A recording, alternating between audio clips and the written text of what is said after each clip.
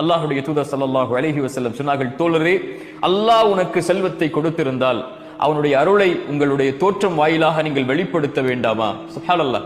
அல்லாஹ் உங்களுக்கு ஒரு அருட்கொடையை கொடுத்திருந்தால் செல்வத்தில், ஆடையில், அல்லாஹ் உங்களுக்கு இந்த உலக விஷயத்தில் பயன்படுத்தக்கூடிய விஷயங்களில் அதை வெளிப்படுத்துங்கள் கண்ணியத்தோடு தோழரே என்று அல்லாஹ்வுடைய தூதர் ஸல்லல்லாஹு அலைஹி வஸல்லம் சொன்னார்கள்.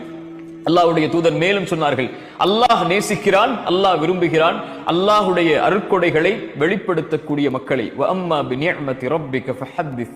குர்ஆன் சொல்லுகிறது, அல்லாஹ்வுடைய அருட்கொடைகளை வெளிப்படுத்துங்கள், அல்லாஹ்வுடைய அருட்கொடைகளை பேசுங்கள். அத்தஹத்துஸு பிநிஅமத்தில்லாஹி ஷுக்ர். அல்லாஹ்வுடைய அருட்கொடைகளை பேசுவது நன்றி என்று அல்லாஹ்வுடைய தூதர் ஸல்லல்லாஹு அலைஹி வஸல்லம் அவர்கள் சொன்னார்கள். தங்களுடைய ஆடைகளை அலங்கரிப்பது ஹலால், அல்லாஹ் அனுமதித்த ஒன்று. அல்லாஹ் அனுமதித்த அலங்காரங்களை மனிதர்கள் மீது யாரால் தடை செய்ய முடியும்? ஒருவர் தன்னுடைய ஆடையை அலங்கரித்துக் கொள்வதோ, தன்னுடைய செருப்பை அலங்கரித்துக் கொள்வதோ, தன்னுடைய வாகனத்தை அலங்கரித்துக் கொள்வதோ, தன்னுடைய வாகனத்தை அலங்கரித்துக் கொள்வதோ, தன்னுடைய வீட்டை அலங்கரித்துக் கொள்வதோ இஸ்ராஃப் இல்லாமல், வீண் விரயம் இல்லாமல், கண்ணியமான முறையில் நன்றி செலுத்தக்கூடிய தன்மையில் செய்தால் அல்லாஹ் ரப்புல் ஆலமீன் அவரை நேசிக்கிறார்.